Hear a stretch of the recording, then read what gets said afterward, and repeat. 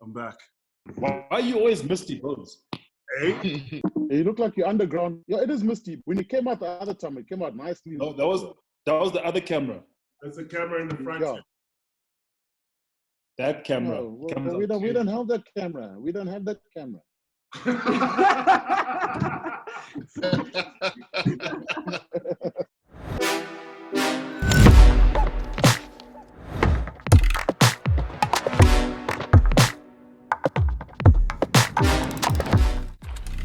Yo, if you don't know, it is the Throwbacks now, and I've got esteemed gentlemen that will be joining me. Junior Springbok, Tsepo Kokwali, Blitzbox champion in 2008, and the one and only, and the captain of the Blitzbox, Mpombi Yozo, all the way from Christchurch. Shimmy's up in Cape Town, the man who called the final Rugby World Cup, the one and only Rito Hlongwane, the lad who's coaching the Stormers will be happy with the breaker for the moment. Hall of Famer Kennedy Timber, and I'm your host, Tobani Baba. Gentlemen, we're going to talk about the most influential players in 1996 to 99. Actually, the 90s of Super Rugby, 25 years of throwback. Otherwise, you are. Rito, give us your vibe, son. Thanks for having me, first of all. But for me, one player that stands out is John Eales. One of the only forwards to kick for poles. He won 2 World Cups, 91, 99, represented the Queensland Reds when they were still quite dominant. So I'd say that's the guy I would go for. So as typical, he went for a forward. Shim, please surprise us, give us a back. I'd go with Todd Blackadder, the original captain of the Crusaders. I think he was a big driving force behind the success of the Crusaders. If you speak to a lot of ex-Crusader players, they speak about him and what he did. So I'd take it away. I know we're speaking about Super Rugby, not international rugby. So for me, to be Todd Blackadder in terms of influence, the most successful team, won the most championships, the most trophies, and it all started because of one man, Todd Blackadder. Hard-working, not the flashiest of players, but one guy you definitely go to war with. Kennedy, you've seen it all, pal. You've been around, and that's why you're the Hall of Famers. And what's your take? I mean, these forwards have just gone back to the forwards again. And just to represent the backs, I'm going to have to pick a forward that played like a back and pick Zinzan Brook. For me, an exceptional player. Any player that can drop, throw those fancy passes and has got such a good feel for the game. I think he influenced the start of Super Rugby with the blues culture. Zinni was influenced, although it was a big influence, although he finished up after he won it, but he was quite an important figure. Coco, please speak some sense to these guys. Definitely for me, it has to be Christian Cullen. I think he came in the scene in 98. Young 19, 18-year-old kid. He was the strongest in the All Black squad, and he came through with the explosive running styles and running lines. And I think for me, he really changed the attack play from an outside back perspective. And I think for me, he stood out some bounce to everyone else. Joining us for the first time. Good to have you, man who's down under. What's the deal? What's going on? Look, I'll go for 2 guys. I'll go for Jonah Lomu. Obviously, he was the first global superstar of rugby. He changed the makeup of what wingers look like. And then to agree with Coco as well, I think Christian Cullen was a class above everyone else. Probably could even still fit in today's game if he could still play today. Yeah, that's true. For me, fellas, I've gone for Andrew Mertens, the man who drove those 3 peats of the Crusaders, won 5 rings of Super Rugby. I think at 10 still controls. He is the general, and he is, for me, the leader of man. It is Todd Blackadder. I thought Todd was the one man who really, he was not all flashy. You saw him starting off as a blindside flanker, came in at the lock. I thought his maturity was good, and that sort of created another different sort of All Blacks and Christchurch and the whole Crusaders sort of influence. Gentlemen, we have to break it down to the top 3 and this has to come with it. Who's up for it? Who wants to go first? There's a difference between influence and entertaining. So John Olomu entertaining, Christian Cullen entertaining. I'm surprised no one has mentioned George Gregan. He revolutionized the way scrum was played. People still use some of his moves. For me, if it wasn't Todd Blackhead, I would have gone with George Gregan. Let's count the rings first and then decide who the most influential is. I mean, some of the players that some of these guys have mentioned are very influential, but they want nothing. So, I'd like to debate that. So Christian Cullen was fast, yes, so was John Olomu, so was Christian, so was Jolly Vanderi, so was Carlos Spencer. We've had a whole lot of quick rugby players. Whether they were influential or not, we can debate that. And there's a difference between Super Rugby and Test Match Rugby. Todd Blackhead had 3 championships, enough said. Inaugural winner. First one to do it. No one has ever done it ever since. Thank you. Whoa! Who wants to take that on? Shots fired. Jim, I thought it was supposed to be 3. Yeah, no, he's gone for George Gregan in the second. And my number, Todd Blackhead has got to be there. Yeah, I also want to go to George because, we mentioned the first one. George Gregan, probably the first player to go play more than 100 test matches or Super Rugby games and had the stands named after him. If that's not influential enough, Canberra. Remember Bruce Stadium, how intimidating that was? To name a stand after a player just shows you that influence that we're talking about. King Carlos Spencer comes on to it. Carlos Spencer comes around. 96. You said 96 to 99 though. Yeah. That's what Carlos got two rings. I'd put Carlos there. I'd agree with Carlos. Carlos got 3, isn't he? He had 2 rings at 20 and 21. And then you got 2004 as well. MP, which part of 96 to 99? Don't you understand? Can we stick? What part of 96 to 99? Don't you guys get? Hanging there, Bob's mentioned that. I see everyone else is holding back. Are you guys scared or shit? Because he's put up some good points. No, I would. I didn't look at rings totally. I looked at players, and I'm still not looking at rings. I'm looking at players that changed the game, that revolutionized the game. That's how I understood influential. When Kennedy talks about Zinzen, I could agree with them. John Eales, the last forward to kick for poles. He hasn't won a Super Rugby ring yet, but I thought, leading 1 2 World Cups. I know Shimi wants to talk Super Rugby, but he was quite good, played for Australia and still was consistent when he played for the Reds, even though they didn't win a Super Rugby title. But I thought he was a good, influential player because he was one of those forwards that sort of the rule changes. Oh, let me say, don't interrupt me. Calm down.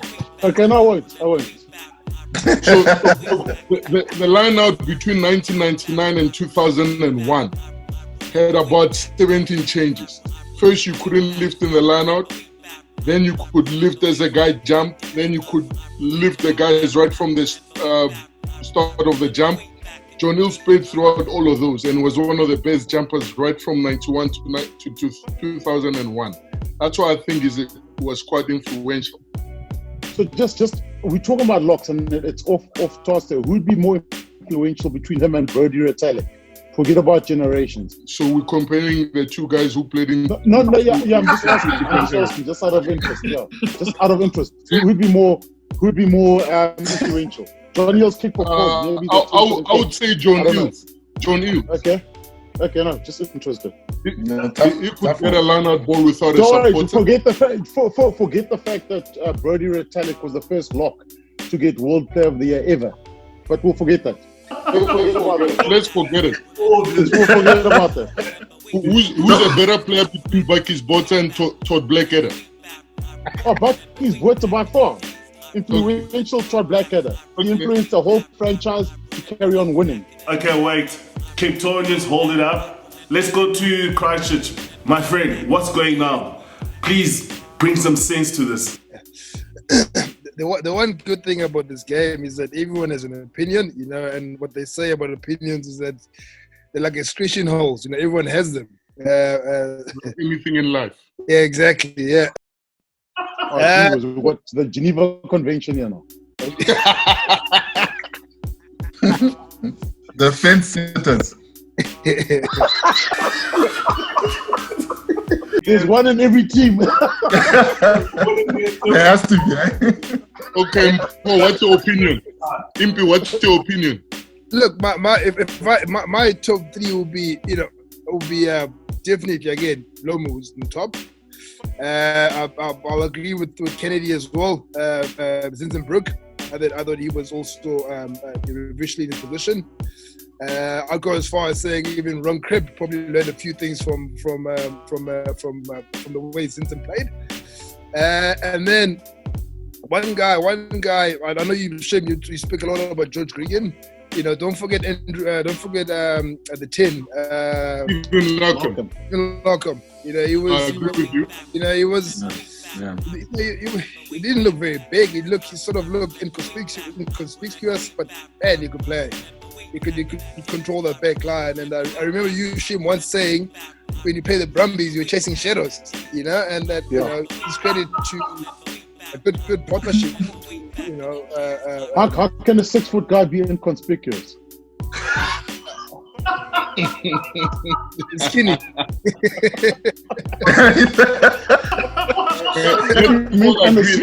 think you meant unassuming. Okay, gents, I'm gonna get the top three now from Kennedy and Tsepo. Please, guys, I need your top threes because these other three guys are just dominating my space now. Coco, hit it. All right, mine is obviously Christian Cullen was always my hero. I think it goes from the 90s into the 2000s. But people are forgetting young Stuart Sterling Mortlock. And funny enough, we haven't mentioned any South Africans, guys. I don't understand how there can be no South Africans in this. And I was looking through the stats, and you know that the highest points scored was by Gavin Lawless.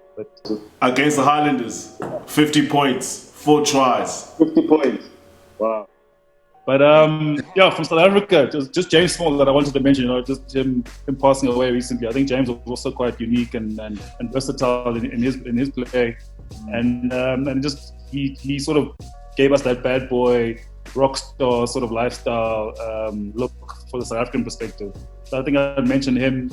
But in terms of most influential, I think for me was Christian Cullen, definitely. And what I'd like to mention, Doug Howlett. Yo. Okay, Probs. For mine, my three obviously influential, and I'm looking at games.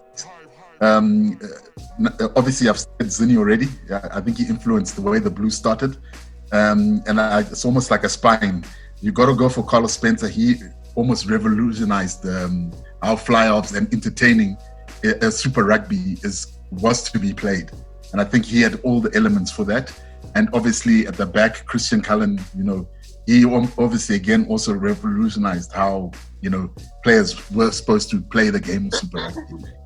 Those three influenced, rings or no rings, I think they influenced how Super Rugby was to be played in future. What about Todd Blackadder?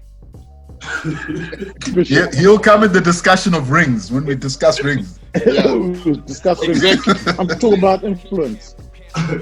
Guys don't understand the difference between influence and Carlos Puyol was influential at Barcelona. Messi scored all the goals. Think about it. Roy Keane influential at Man United. The superstars were the Beckhams and the Cantonas and all those guys. Influence, not the best player. Jonah, best player. Cullen, great player. Influence, look at the other way. Leadership, culture. Who drove the toughness? Sure. Let me come with this one. One of the players, probably the ones that sort of they flew under the radar. A guy like Norm Berryman had one season, but how exciting was that kind of player? A Ron Cribb robbed us of play. Do you guys remember Norm Berryman with the scrum cap with the little ponytail? Yeah.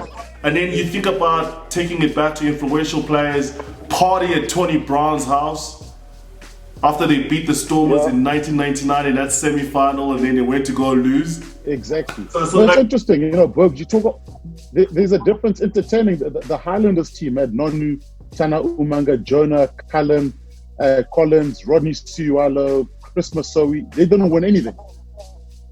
They only won it that 1 year with Plum, with the Barretts. with the younger generation, and then you look at influence and who influenced those guys to go win. Because there's been great. If we say entertaining, then you can throw in the Cheslin, Colbys, the Apollons. There's a lot of South African players. If you talk about influence, maybe in the 2000s, you look at a guy like Corey Dupre and how good he was when the Bulls won it, or Victor Matfield, how good he was. I just think there's a big difference between influence and entertaining or exciting or whatever it is. A bit of influence in terms of South African perspective. I thought the 1999 Stormers, they captured the imagination of lots of people. We can talk about South Africa teams without discussing the Sharks team that went to 2 finals. I think they stood out. I mean, Gary Teichmann is one of the players that I saw you put up as one of your favorite or your players that you really looked up to, Shim. Gary Teichmann and his influence with the Sharks in those days? Yeah, look, that was more of a Springbok thing. But I mean, if you hear what guys say, it's always interesting when you're younger and you meet Teichmann and how he was as a player. I mean, both you've interacted with him. He could, all the players loved him, that he captained, he led a Springbok team. He took his Springbok accent before the World Cup gracefully. So outside of that, you actually look at the person, the captain, the leader. Bob may be an explosive player, maybe a better player in the loose, maybe suited better. But in terms of influence and leadership, I'd go for that. That's why I enjoyed Ty so much. And he did well with the Sharks. He was a classic number 8. And those days, it was Super Rugby. It was a lot tougher than what we're seeing now. Another thing about the throwbacks, just interesting stories.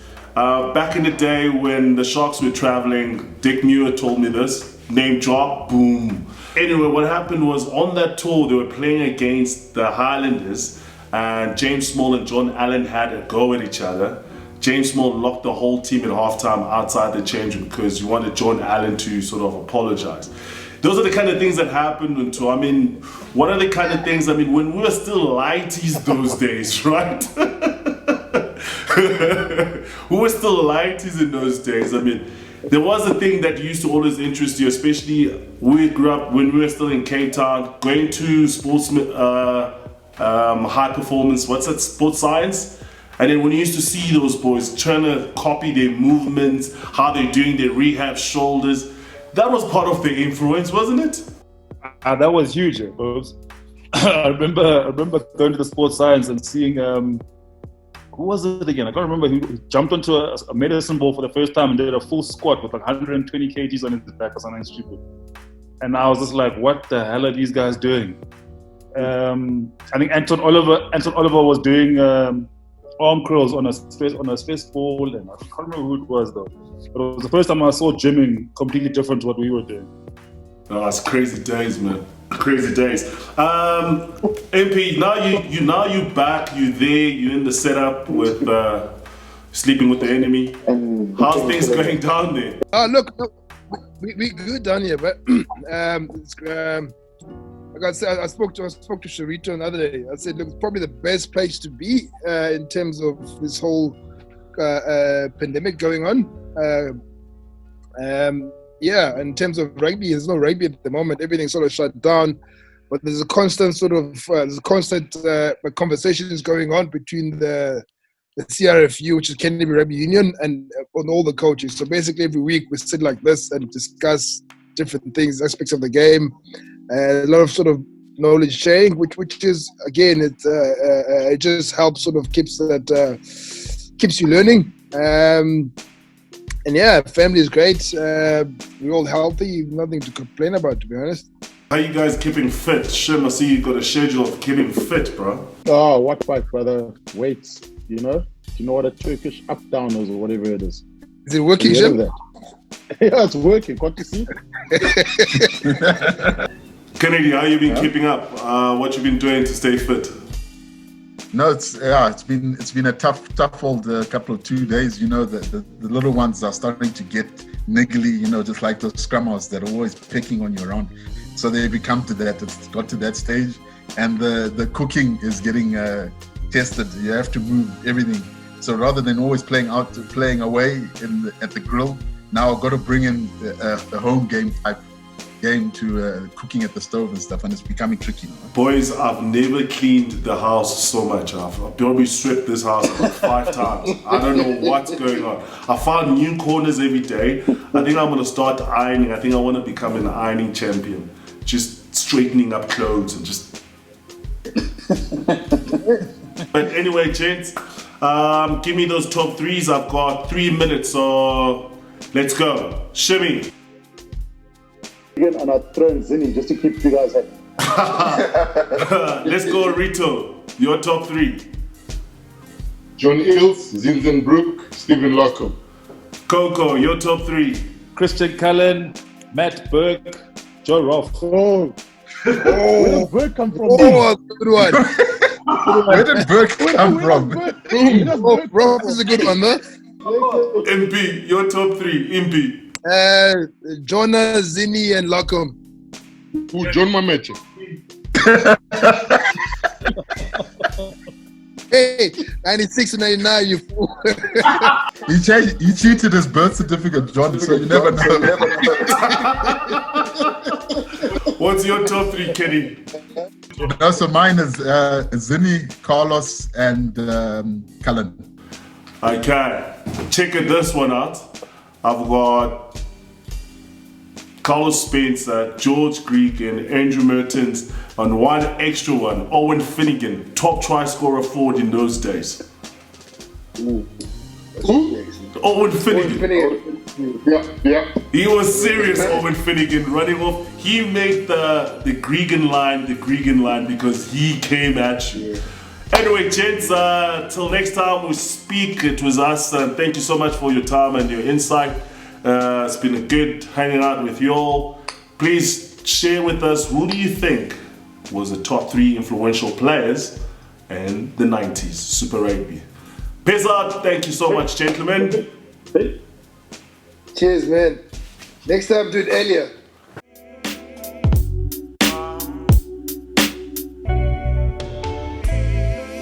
I remember way back.